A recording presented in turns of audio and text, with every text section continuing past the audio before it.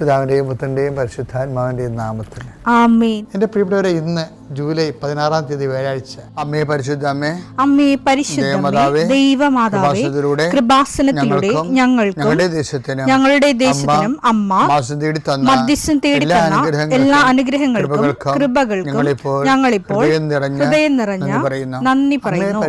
അമ്മേ പരിശുദ്ധമേ, ദൈവമാതാവേ, 2004 ഡിസംബർ 7 തീയതി ഉച്ചകഴിഞ്ഞ് 2:30 കൃപാസനത്തിൽ സംഭവിച്ച അമ്മയുടെ പ്രത്യക്ഷപ്പെടലിനെക്കുറിച്ച് തിരുസഭയ്ക്ക് സമർപ്പിച്ചിരിക്കുന്ന പഠനരേഖകളുടെ മേൽ സഭാത്മകമായ പഠനം ആരംഭിക്കുവാൻ ഞങ്ങൾ പ്രാർത്ഥിക്കുന്നു. അമ്മേ പരിശുദ്ധമേ, ഭൂസ്വർലോകങ്ങളുടെ രാജ്ഞിയായ അങ്ങേയ്ക്ക് ഭൗമസംരക്ഷണത്തിനായി പ്രപഞ്ചപ്രകൃതിയെ തന്നെ തിരുസഭ പ്രതിഷ്ഠിക്കുവാൻ ഈ പ്രത്യക്ഷീകരണം വഴി ഇടയാക്കണമേ. പരിശുദ്ധമേ, ജപമാല മാതാവേ, സകല കൃപാസനം പ്രാർത്ഥനയോടും ചേർത്ത് ഞങ്ങളിപ്പോൾ പ്രാർത്ഥിക്കുന്ന ഈ കുടുംബത്തിന്റെ പ്രത്യേക നിയോഗം പറ മക്കളെ.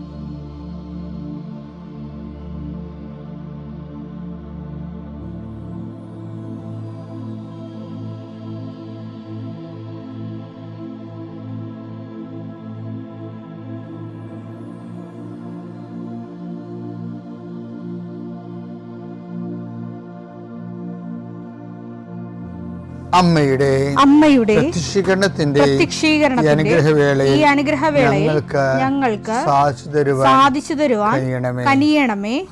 ആമേൻ. വിശ്വാസ പ്രമാണം. സർവശക്തനായ പിതാവും ആകാശത്തിന്റെയും ഭൂമിയുടെയും സൃഷ്ടാവുമായ ദൈവത്തിൽ ഞാൻ വിശ്വസിക്കുന്നു. അവിടുത്തെ ഏകപുത്രനും ഞങ്ങളുടെ കർത്താവുമായ ഈശോമിശിഹായിലും ഞാൻ വിശ്വസിക്കുന്നു. ഈ പുത്രൻ പരിശുദ്ധാത്മാവിനാൽ ഗർഭസ്ഥനായി കന്യകാമറിയത്തിൽ നിന്ന് പിറന്ന് പൊന്തിയോസ് പീലാത്തോസിന്റെ കാലത്ത് പീഡകൾ സഹിച്ച് കുരിശിൽ തറയ്ക്കപ്പെട്ട് മരിച്ച് അടക്കപ്പെട്ട് പാതാളങ്ങളിൽ ഇറങ്ങി മരിച്ചവരുടെ ഇടയിൽ നിന്ന് 3-ാം നാൾ ഉയർത്ത് സ്വർഗത്തിലേക്ക് എഴുന്നള്ളി സർവശക്തിയുള്ള പിതാവായ ദൈവത്തിന്റെ വലതുഭാഗത്തിരിക്കുന്നു. അവിടെ നിന്ന് ജീവിക്കുന്നവരെയും മരിച്ചവരെയും വിധിക്കുവാൻ വരുമെന്നും ഞാൻ വിശ്വസിക്കുന്നു. പരിശുദ്ധാത്മാവിലും ഞാൻ വിശ്വസിക്കുന്നു. വിശുദ്ധ കത്തോലിക്കാ സഭയിലും പുണ്യവാന്മാരുടെ ഐക്യത്തിലും പാപങ്ങളുടെ മോചനത്തിലും ശരീരത്തിന്റെ ഉയർപ്പിലും നിത്യമായ ജീവിതത്തിലും ഞാൻ വിശ്വസിക്കുന്നു. ആമേൻ. സ്വർഗ്ഗസ്ഥനായ ഞങ്ങളുടെ പിതാവേ, അങ്ങയുടെ നാമം പൂജിതമാകണമേ. അങ്ങയുടെ രാജ്യം വരണമേ. അങ്ങയുടെ തിരുമനസ് സ്വർഗത്തിലെ പോലെ ഭൂമിയിലും ആകണമേ. അന്നു വേണ്ടുന്ന ആഹാരം ഇന്ന് ഞങ്ങൾക്ക് തരണമേ. ഞങ്ങളോട് തെറ്റ് ചെയ്യുന്നവരോട് ഞങ്ങൾ ക്ഷമിക്കുന്നത് പോലെ ഞങ്ങളുടെ തെറ്റുകൾ ഞങ്ങളോടും ക്ഷമിക്കണമേ. ഞങ്ങളെ പ്രലോഭനത്തിൽ ഉൾപ്പെടുത്തരുതേ, തിന്മയിൽ ഞങ്ങൾ രക്ഷിക്കണമേ. ആമേൻ. നന്മ നിറഞ്ഞ മറിയമേ, സ്വസ്തി. കർത്താവ് അങ്ങയുടെ കൂടെ സ്ത്രീകളിൽ അങ്ങ് അനുഗ്രഹിക്കപ്പെട്ടവളാകുന്നു. അങ്ങയുടെ ഉദരത്തിൻ ഫലമായി ഈശോ അനുഗ്രഹിക്കപ്പെട്ടവനാകുന്നു. പരിശുദ്ധ മറിയമേ, തമ്പുരാന്റെ അമ്മേ, പാപികളായ ഞങ്ങൾക്ക് വേണ്ടി ഇപ്പോഴും ഞങ്ങളുടെ മരണസമയത്തും തമ്പുരാനോട് അപേക്ഷിക്കണമേ. ആമേൻ. കർത്താവേ, നിന്റെ ഉന്നതമായ നാമത്തിന് സ്തോത്രം ചെയ്യുന്നു. കർത്താവേ, നിന്റെ വിശുദ്ധ പൗരോഹിത്യത്തെ മഹത്വപ്പെടുത്തണമേ. കർത്താവെ, സഭയിലുള്ള സാന്നിധ്യം ദൃഢമാക്കണം. 40 വർഷം ഞാൻ അർപ്പിച്ച കൃപാസന ജീവനോടെ പ്രത്യക്ഷപ്പെട്ട മാതാവിൻ്റെ സാന്നിധ്യം ഈ കൃപാസനത്തിൽ വന്നിറങ്ങി പ്രാർത്ഥിച്ചു പോകുന്ന ലക്ഷോപലക്ഷം മനുഷ്യരുടെ പ്രാർത്ഥനയുടെ ശക്തിയാൽ ഞാൻ ഇന്നത്തെ ദിവസത്തെ എൻ്റെ മക്കളുടെ ആവശ്യങ്ങളെ കർത്താവിൻ്റെ ദൃശ്യം സമർപ്പിച്ചുകൊണ്ട് ആശീർവദിക്കുന്നു. കർത്താവെ, അങ്ങയുടെ മക്കളുടെ മേൽ നിൻ്റെ തിരുമുറുപാടും വരതുകരം വെക്കണമേ. എൻ്റെ കർത്താവിൻ്റെ ഉന്നതമായ നാമത്തിൽ ശിരസിൻ്റെ രോഗങ്ങൾ, ബ്രെയിനിലെ സിസ്റ്റുകൾ, ബ്രെയിനിലെ ക്യാൻസറുകൾ, ബ്രെയിനുമായിട്ട് ബന്ധപ്പെട്ട മുഴുവൻ രോഗങ്ങൾ ഈ നിമിഷം ഇത് പ്രാർത്ഥന കൂടുന്ന മക്കളുടെ മേൽ കർത്താവിൻ്റെ ശക്തി ഒഴുകുകയും നീ സുഖപ്പെടുകയും ചെയ്യട്ടെ. തൊണ്ടനൊമ്പരങ്ങൾ, അത്തോൺസൈറ്റുകൾ, തൈറോയിഡുകൾ, ശ്വാസകോശ രോഗങ്ങൾ, ഉദര രോഗങ്ങൾ, പിസ്തുല രോഗങ്ങൾ, PCOD രോഗങ്ങൾ, സർവാംഗവാത രോഗങ്ങൾ, വൃഷ്ണരോഗങ്ങൾ, കർത്താവിൻ്റെ നാമത്തിൽ ഉച്ചമുതൽ ഉള്ളംകാര് വരെ കർത്താവിൻ്റെ രക്തം പടരട്ടെ. മരുന്ന് ലേപനമല്ല, അങ്ങനെ വചനമാണല്ലോ അങ്ങനെ മക്കളെ സുഖപ്പെടുത്തുന്നത്. വചനത്തിൻ്റെ കരുത്ത ശക്തിയാൽ യേശുക്രിസ്തു ഉന്നതമായ നാമത്തിൽ അങ്ങനെ മക്കൾ സൗഖ്യം പ്രാപിക്കട്ടെ. കർത്താവെ, ഇന്നത്തെ യാത്ര, ഇന്നത്തെ സംസാരം, ഇന്നത്തെ കമ്മ്യൂണിക്കേഷൻസ്, ഇന്നത്തെ ഒപ്പുകൾ, ഇന്നത്തെ എഴുത്തുകൾ, ഇന്നത്തെ ഉപയോഗിക്കുന്ന വാഹനങ്ങൾ, കർത്താവ് ഇന്ന് ചെയ്തു തീർക്കേണ്ട എല്ലാ ഉത്തരവാദിത്തങ്ങളും കണ്ടുമുട്ടുന്ന എല്ലാ വ്യക്തികളുടെ മേലും എൻ്റെ മക്കളുടെ മേൽ കർത്താവിൻ്റെ ശക്തി പ്രവർത്തിക്കുകയും മാതാവിൻ്റെ മധ്യസ്ഥത്തിൽ സഞ്ചാരി മാതാവ് സമയത്തിൻ്റെ അധികാരം നിലമേലങ്കിയാൽ നിങ്ങളെ പൊതുകയും സന്തോഷത്തോടെ നിങ്ങൾ രാത്രി തിരിച്ചു വരാൻ ദൈവം അനുവദിക്കുകയും ചെയ്യട്ടെ. എൻ്റെ പ്രിയപ്പെട്ടവരെ, ഇപ്പോൾ ചേച്ചിമാരും അമ്മച്ചിമാരൊക്കെ അത് ശ്രദ്ധിച്ചിട്ടുണ്ടോയെന്ന് അറിയത്തില്ല. ലോകം ചെറുപ്പക്കാരെല്ലാം ഇപ്പം ഈ ലോക ഫുട്ബോളിൻ്റെ പുറകെയാണ്. അതായത് എനിക്ക് അതായത് ഈ കഴിഞ്ഞ ദിവസങ്ങളിലൊക്കെ ഫുട്ബോളിലെ പ്രധാനപ്പെട്ട രാക്ഷസന്മാരൊക്കെ പുറത്തായി. അതായത് പോർച്ചുഗൽ പുറത്തായി, ബ്രസീൽ പുറത്തായി, പിന്നെ ഇപ്പം നോർവേ കയറി വന്ന് ഇന്ത്യക്കാരെന്തുകൊണ്ടാണ് സെലക്ഷൻ കിട്ടാഞ്ഞതെന്ന് ഭയങ്കര ചർച്ച. നമ്മൾ 140 കോടി ഉണ്ടല്ലോ, അപ്പോൾ നമ്മളെക്കാളും 150 കോടി ഗ്രാസ്യ അങ്ങനെ എന്തൊക്കെ ചെറിയ രാജ്യങ്ങളൊക്കെ ഇല്ലേ, അവർക്കൊക്കെ ലോക ഫുട്ബോളിൽ സെലക്ഷൻ കിട്ടി. നമ്മളിന്ന് പറയുന്ന പല രാജ്യങ്ങളും 94-96 സെലക്ഷൻ്റെ കാലത്ത് ഈ ഇന്ത്യ 7-ാം സ്ഥാനത്തായിരുന്നു ലോകകപ്പ്. ആ ഇന്ത്യയിൽ നിന്ന് 144 പോയിന്ന്. അപ്പോൾ കൂടിയില്ല. കാര്യം വെച്ച് കഴിഞ്ഞാൽ എൻ്റെ പ്രശ്നം വെച്ച് കഴിഞ്ഞാൽ ഇപ്പോൾ ഉദാഹരണം ഈ ഹാർലൻഡ് തന്നെ കളിക്കാൻ ഞങ്ങൾ കണ്ടു കാണാം. അയാളുടെ ഓട്ടം കണ്ടില്ലേ. അപ്പോൾ ഇപ്പോൾ എന്താ ഒരു സ്കൂൾ ഇറങ്ങിയിട്ടുണ്ട്. എന്ന് വെച്ച് കഴിഞ്ഞാൽ എന്തുകൊണ്ട് ഇന്ത്യക്കാരന് സെലക്ഷൻ കിട്ടുന്നില്ല. അപ്പോൾ അതിന് ചില സാമൂഹിക ശാസ്ത്രജ്ഞന്മാരുണ്ടല്ലോ, അവരുടെ വിലയിരുത്തലുണ്ട്. അല്ല, ഒരു വിലയിരുത്തൽ എനിക്ക് ഭയങ്കര റീസണബിളായിട്ട് തോന്നി. എന്ന് വെച്ച് കഴിഞ്ഞാൽ ഈ ബൈക്കിങ്സാണ് ഇവരൊക്കെ, ഹാർലൻഡുകാരൊക്കെ. അപ്പോൾ അവർ പണ്ട് ഒറ്റ പാമരത്തിൽ ഒറ്റ പാകെട്ടി ലോകം മുഴുവൻ ഒറ്റയ്ക്ക് കച്ചവടത്തിന് വന്ന പാർട്ടിയാണ് ഈ ബൈക്കിങ്സ് എന്ന് പറയുന്നത്, ഈ ഹാർലൻഡിൻ്റെ ആൾക്കാർ. അപ്പോൾ അവരുടെ ഭയങ്കര കാടൻ ജോലി ചെയ്ത ആൾക്കാരാണ്. അപ്പോൾ അവരുടെ DNA ഒക്കെ കാടൻ DNA ആയിരിക്കും. കാര്യം കണ്ടില്ലേ, അവനെ കണ്ടില്ലേ, ആ ഓടിപ്പോണ പോക്കിൽ പലരെയും തള്ളി താഴെയിട്ടാണ് പോണത്. അയാൾക്ക് യാതൊരുവിധ കുറ്റബോധമോ ഒന്നുമില്ല. അത് കളിയുടെ ഭാഗമാണെന്ന് പറഞ്ഞുകൊണ്ട് പോവുകയും ഈ എന്ത് വിഷയത്തിൽ അത്രയും കണ്ടിങ്ങനെ റഫാണ് അവർ, ഈ റഫ് ആൻഡ് ടഫ് എന്ന് പറഞ്ഞ പോലെ. ഇന്ത്യക്കാരിങ്ങനെ റഫ് ആൻഡ് ടഫ് ആകത്തില്ല. മറ്റവർക്കാണെങ്കിൽ അവർ ആംഗ്ലോ സാക്സൺ വർഗമാണ്, യൂറോപ്യൻസ്. അവരിങ്ങനെ ഒരു ആനിമലിൻ്റെ പുറകെ ഓടിച്ച് പിടിച്ച് ആണ് മാത്രമേ അവർക്ക് ഭക്ഷണം കിട്ടത്തുള്ളൂ.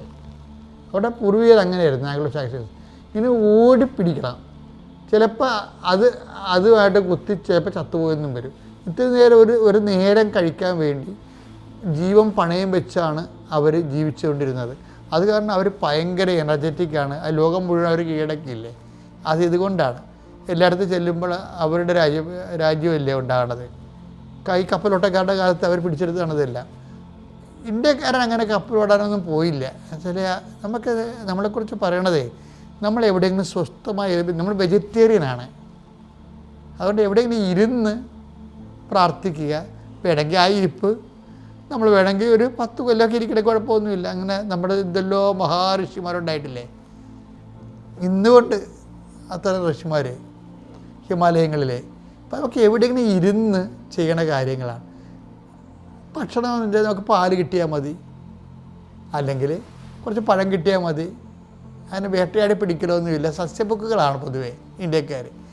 അതിങ്ങനെ ഒരു 2-3 ലക്ഷം കൊല്ലം ഈ DNA, ഈ ജീൻസ് ഇങ്ങനെ കൈമാറുമ്പോൾ നമ്മൾ ഇരിപ്പുകാരാകും. പക്ഷേ ഇരിക്കണ പരിപാടിക്ക് നമ്മൾ അധികം ഓടാത്ത കാര്യങ്ങളിൽ ഇപ്പം ചെസ്സൊക്കെ ലോകത്തിൽ 1-ാം സ്ഥാനമാണ് നമുക്ക് ചെസ്സിന്.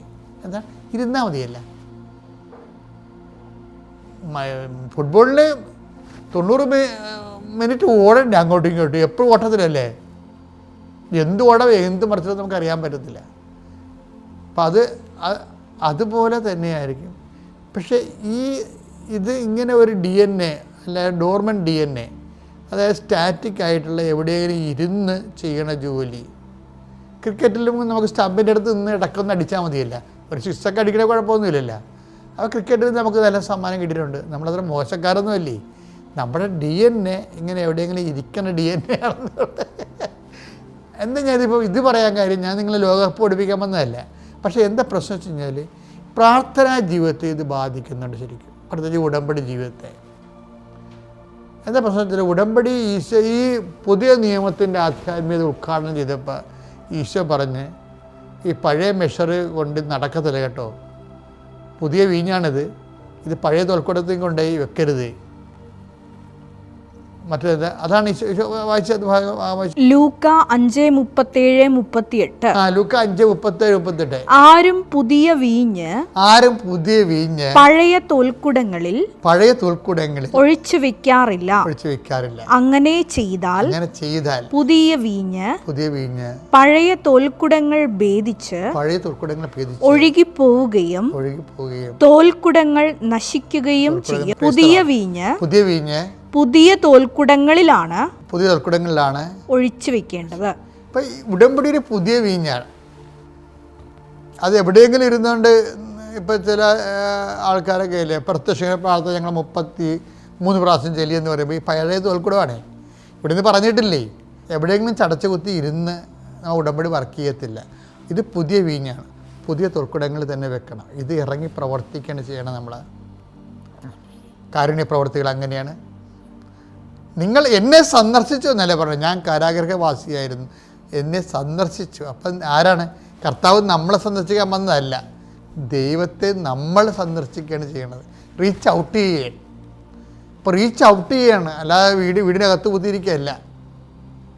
അപ്പോൾ ഉടമ്പടിയിൽ വരുന്ന ഏറ്റവും വലിയ സാക്ഷ്യങ്ങളുടെ കാരണം ഇതിൻ്റെ പുതിയ വീഞ്ഞ് അത് എടുത്ത ആൾക്കാർ, പ്രത്യേകിച്ച് ചെറുപ്പക്കാരുടെ സാക്ഷ്യങ്ങളല്ല, ഇടി മുഴക്കമുള്ള സാക്ഷ്യങ്ങൾ. എന്താണ്? അവർ പുതിയ വീഞ്ഞ് പുതിയ തോൽക്കുടങ്ങൾ തന്നെ വെച്ചിരിക്കുന്നത്. അത് ഇടിവിട്ട് പോലെ ഇറങ്ങി പ്രവർത്തിക്കും. കഴിഞ്ഞ ദിവസങ്ങളിലൊക്കെ ഞാൻ പറഞ്ഞ സാക്ഷ്യങ്ങളെല്ലാം അങ്ങനെയല്ലേ, ഓരോരുത്തരും ഇങ്ങനെ ഇറങ്ങി കർത്താവിൻ്റെ സുവിശേഷം കൈമാറുന്ന പുതിയ വീഞ്ഞ് പുതിയ തോൽക്കുടങ്ങളിൽ എല്ലാവരും വെക്കാനും അതുകൊണ്ട് പുതിയ ഫലങ്ങളുണ്ടാക്കാനും ദൈവം നിങ്ങളെ സഹായിക്കട്ടെ. പിതാവിൻ്റെയും പുത്രൻ്റെയും പരിശുദ്ധാത്മാവിൻ്റെ നാമം.